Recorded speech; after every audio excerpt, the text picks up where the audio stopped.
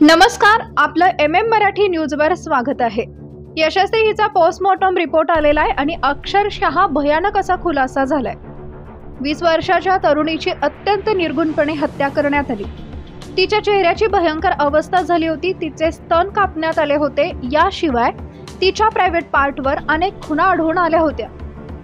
Private पार्टवरील खुणांवरून तिच्यावर बलात्कार झाल्याचा संशय पोलिसांकडून व्यक्त केला जात होता।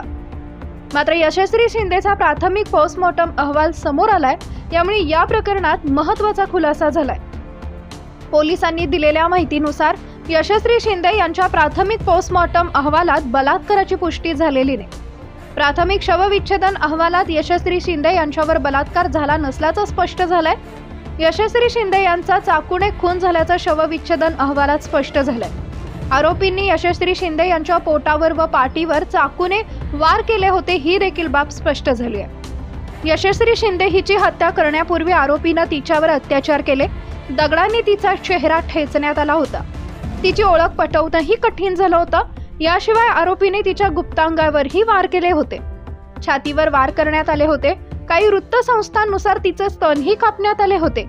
इतक्या निर्दयीपणे तिची हत्या करण्यात आली।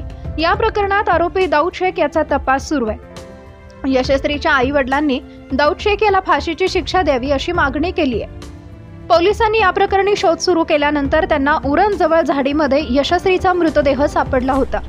तिच्या चेहऱ्यावर छातीवर वार करण्यात आल्याचं पोलिसांना आढळलं। कुटुंबियांनी यशस्वीची ओळख पटवली। या प्रकरणी पोलीस अधिक तपास करत आहेत। या मुद्द्यावरून राजकीय पक्ष देखील एकत्र आले आहेत।